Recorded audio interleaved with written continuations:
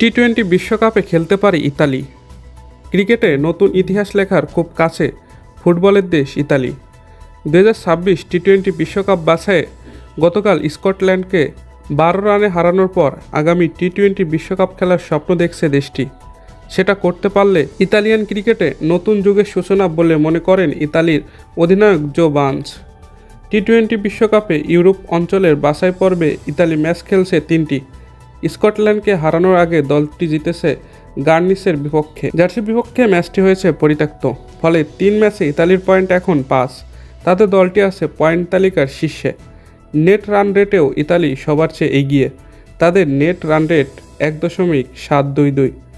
দ্বিতীয় নেদারল্যান্ডসের point 4, net run rate 1.2। আর তৃতীয় ও চতুর্থ স্থানে থাকা জার্সি ও স্কটল্যান্ডের পয়েন্ট 3। জার্সির নেট রান রেট 0.430, স্কটল্যান্ডের -.150। বাছাই পর্বে ইতালির ম্যাচ বাকি একটি।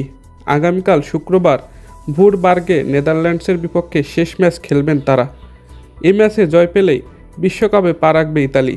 এমনকি অল্প ব্যবধানে হেরে গেলেও ইতালি উঠতে পারে বিশ্বকাপে। তবে জার্সি বা স্কটল্যান্ডের মধ্যে কোনো দল বড় ব্যবধানে জিতলে ঝুঁকিতে পড়তে পারে ইতালির স্বপ্ন। একটা জয়ই মূলত ইতালির বিশ্বকাপ খেলা নিশ্চিত করবে। ইতালির জন্য সুবিধা হলো তাদের নেদারল্যান্ডসের বিপক্ষে ম্যাচটি পুরো টুর্নামেন্টের শেষ ম্যাচ। এর মানে স্কটল্যান্ড ও জার্সির মধ্যে ম্যাচ শেষ হওয়ার পর মাঠে নামবে ইতালি, যার ফলে তারা স্পষ্ট করে জানবে নিজেদের কী করতে হবে। অন্যদিকে জার্সি ও স্কটল্যান্ডকে নেট রান রেট বাড়ানোর জন্য ম্যাচের শুরু থেকেই তাদের আক্রমণাত্মক ক্রিকেট খেলতে হবে।